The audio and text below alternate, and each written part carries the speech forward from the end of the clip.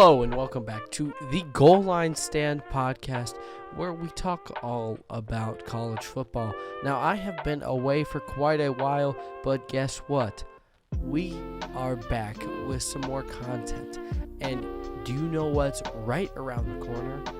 That's it. College football. What I wait all year for, so I am super excited. Now, only 1 week away from the start of week 1 and less than 2 days away from actual football being played in what is now called week 0. So we are really excited to have this episode airing, and just what it's going to be about is my personal guide to watching college football during week 1, what games that you should really pay attention to, and what games have the most playoff implications later down in the year. Without further ado, let's get right into the video. Starting us off for the best game on Thursday, in my humble opinion, is the return of the backyard brawl between the Pittsburgh Panthers and the West Virginia Mountaineers. Now, keep in mind, this is the rebirth of this fierce, tough rivalry. First one in about 11 years. Now, I think this is one of the most underlooked rivalries because they go together head-to-head physically. It's like one of those rivalries that you see at the end of the year, but they always like to play it because they're both out of conference towards the beginning of the year. Really excited to seeing how this game plays out.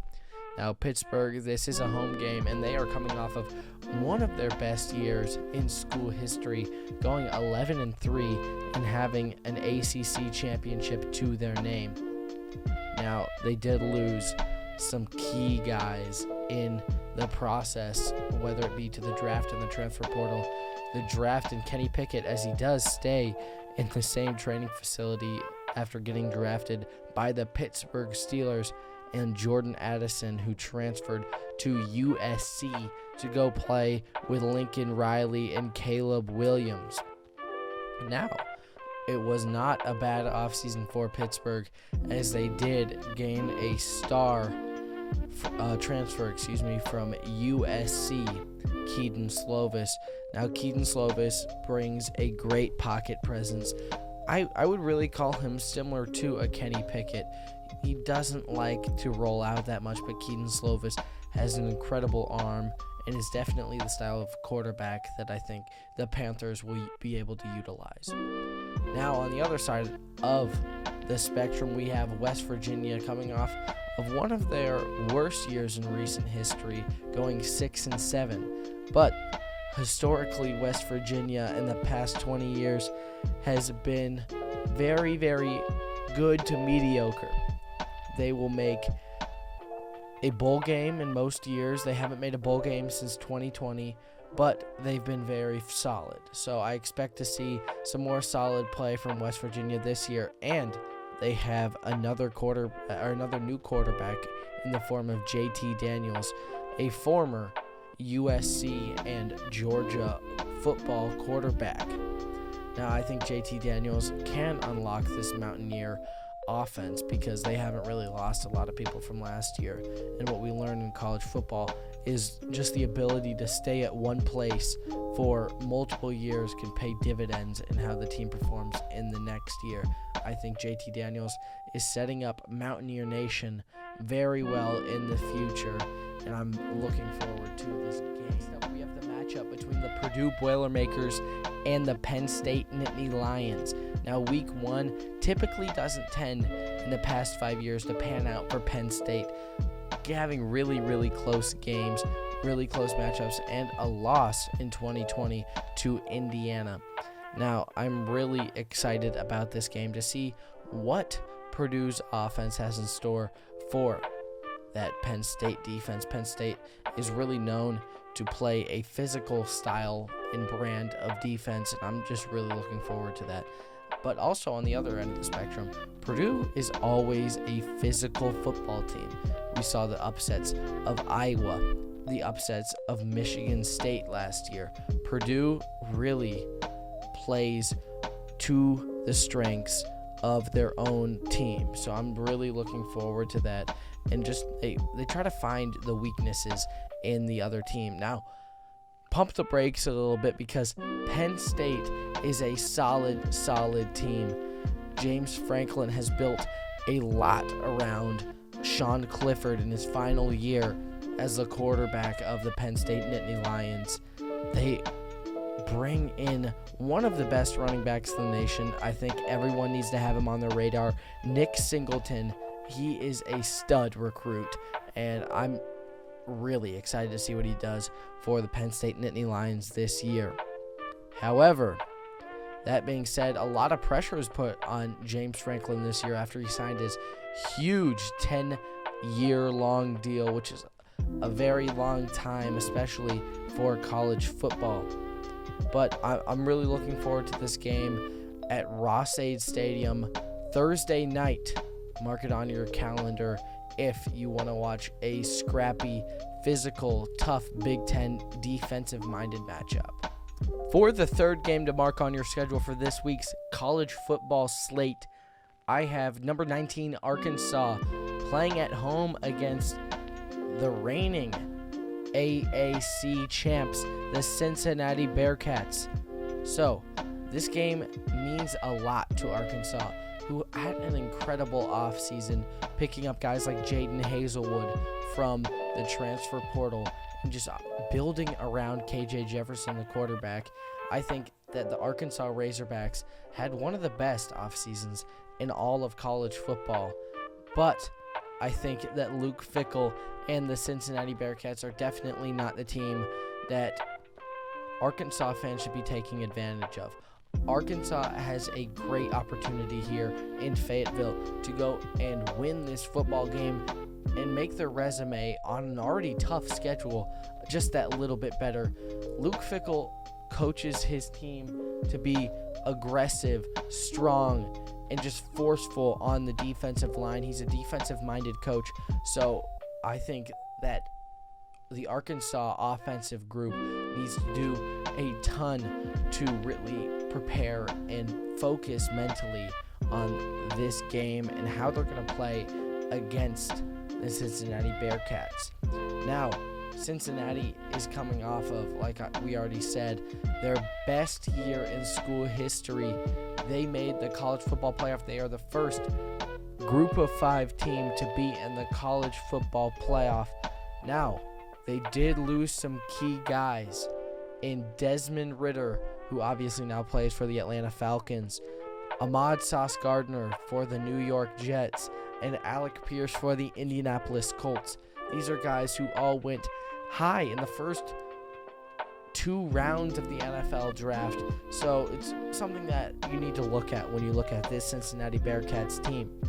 But I think all in all, the Cincinnati Bearcats have the opportunity to go and win the American Athletic Conference again. So this starts on your journey against the Arkansas Razorbacks. So for both teams, this has massive implications on how their season is going to go, especially because they play in some pretty difficult conferences. Now, for the fourth game that I think you guys as college football viewers should be paying attention to this week is the reigning national champions, the Georgia Bulldogs, playing at essentially what I would call a home game in Atlanta against the Oregon Ducks. Now, there's a lot of different storylines that we could explore here, one being the fact that Oregon's head coach Dan Lanning was Georgia's defensive coordinator all last year and helped them in a major way to win that national championship in Indianapolis this past January. Now, Dan Lanning has had to do a ton of preparation and roster changes in the past month to make some room and just make a better game plan for the Georgia game. Now, unfortunately, there was a passing on their roster of Spencer Webb, but they've had to replace him on the depth chart, which is a really hard thing to do considering as he was a senior and projected to be a pick in the NFL draft. So, I think that this is a really, really crucial game for both teams because both teams have the possibility to potentially make the college football playoff. Now, Stetson Bennett is still at the helm and under center for the Georgia Bulldogs, taking that extra year granted by the NCAA for COVID to really come back and use his extra year to play for the Dogs one last time, instead of exploring some other different types of options in his career. He decides he wants to play one last season in Athens, which I think is something that is going to be really used to either take advantage of Georgia or really just used as a key for Georgia to game plan. I know he's a national champion, but he doesn't play nearly to the caliber of a backup who I think is there, who I just think is amazing in the future of the Georgia Bulldogs, and Brock Vandergriff. Now on the other side and under center for the Oregon Ducks is Beau Knicks, somebody who has played in the SEC before, who has played against the Georgia Bulldogs many times under the Auburn Tigers name. Beau Knicks made that decision to transfer away from Auburn. He's a lifelong Auburn fan, Auburn born and raised, and he decides to go to Oregon. Now, Oregon is a great place for a transfer quarterback, at least for the time being, before next year when they await the arrival of five-star quarterback Dante Moore. I think this game will be very physical and very defensive-minded. We don't really see a lot of scoring in Week 1 games unless you're a team like Alabama or Ohio State or anyone really in the top 5. That is Georgia, but we all remember last year's Week 1 game that Georgia had against Clemson that was not high scoring at all. So I am really looking forward to this game. A lot of star power lost, but a lot of good recruiting for both teams to regain the five-star talent that both of these teams can constantly bring in each recruiting class. Really looking forward to this game, 3:30 on Saturday. Now, the fifth game that I think that you as college football fans need to pay attention to is Florida hosting the number 7 ranked Utah Utes in the Swamp, which I think is just a great thing for the Florida Gators to host somebody Week 1 in the Swamp, especially someone who is not used to that much humidity, heat, just the craziness of SEC fans. Now, I think Utah is way, way better on the roster, pen to paper, than Florida. However, I think playing at the Swamp makes it a whole different ball game, which is why Florida is actually favored in this game, which is kind of interesting, but I think that Utah, coming off of one of their best years, a great bowl game, even though they didn't get the win in the Rose Bowl, is putting up 45 points on Ohio State's defense. I think that Utah was in a prime position to make something happen in their offseason. I think they did it. Utah is one of those teams who gets 3-star, 4-star recruits, especially from that Utah, Colorado, Nevada area, and builds them up into something special. Really looking forward to seeing how this Utah team plays, especially underneath Kyle Whittingham. He's a great coach who definitely shows that he is loyal to the Utah Utes. Now, what I'm also looking forward to is Billy Napier's first game under the helm in Gainesville. Now, Florida is one of the best college football programs, at least in the past 30 years. I would say maybe they're in the top 15, maybe top 10 all time. Now, they haven't won a national championship since 2008, but that doesn't mean that they haven't been in contention. We saw in 2020 they were in contention for an SEC championship with guys like Kadarius Toney, Kyle Trask, and Kyle Pitts on their roster. Really, really good athletes come through Gainesville.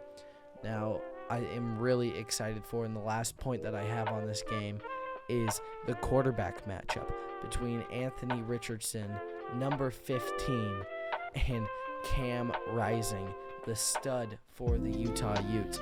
Now, I'm really excited to see Anthony Richardson really plays with that I would kind of say it's a more balanced approach. He likes to run the ball occasionally, but he has that size and that power and that arm accuracy to throw the ball deep. Now he's coming into his sophomore year in Gainesville, looking to make something happen there. Really, really looking forward to that. And Cam Rising, a transfer, making his second year start for the Utah Utes. Really looking forward to see how his pocket presence is really affecting that Florida Gators front seven. You can catch this game on at 7 o'clock Saturday night. Now the sixth and final game that you need to watch in week 1 is the matchup between the number 2 ranked Ohio State Buckeyes and the number 5 ranked Notre Dame Fighting Irish. Now both teams have strong suits that I think are just going to be an incredible matchup to see. The Notre Dame defense, obviously head coach Marcus Freeman is a defensive-minded coach. He really enjoys coaching that defense and making his presence felt on the sideline. Now Marcus Freeman coming into his first ever regular season game as a head coach, and it's one of the first times that he gets to really show what this Notre Dame football future looks like. Now I think this is going to be a really good thing for Marcus Freeman, but he might have to eat his words a little bit after he's been slandering the Ohio State football image, which really actually puzzles me because Marcus Freeman is an Ohio State graduate and former graduate assistant. So I'm a little puzzled about that, but I'm really excited to see his defense go up against what is statistically the best Ohio State offense that we've seen in the past 10 years and the nation's best offense that they've seen in the past 10 years. That is a three-headed monster. The quarterback, C.J. Stroud, the running back, Travion Henderson, and the wideouts, Jackson Smith and Jigba, Marvin Harrison Jr., Emeka Egbuka, Julian Fleming. The list goes on and on. I think that Brian Hartline has done an excellent job recruiting, and this game means a lot for both teams, whether it be recruiting-based or just the image-based. Both teams have a long history in college football, so making this outcome of a win will be what the team needs to succeed. Really looking forward to seeing how this goes. Now we talk about the quarterbacks. Notre Dame named their starting quarterback 2 weeks ago in Tyler Butchner. Now he really hasn't played a ton of college snaps. The last time he played was really in high school. So coming into the Horseshoe, I think is going to be a little bit different environment, something that you don't want to play one of your first college games, especially your first as a starter in. Now, Michael Mayer, he has as his number 1 target. The tight end is definitely something special. He is a beast. But Michael Mayer has to go up against some unknowns. Now, Jim Knowles, the Ohio State defensive coordinator, has been game planning for that really, really good tight end room that Notre Dame has. Now, Jim Knowles is in his first year coming away from Oklahoma State to be the Ohio State defensive coordinator.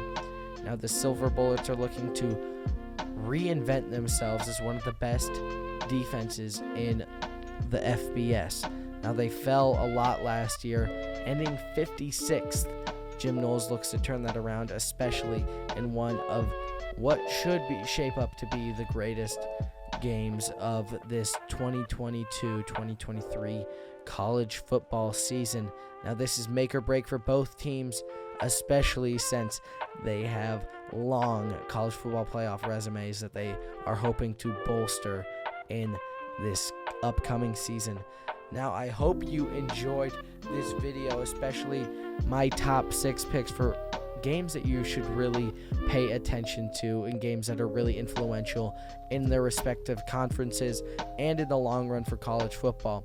We are so happy and thankful that you decided to watch this video, and if you would like to leave a like and subscribe so you never miss any more college football related content. We are so happy that college football is back,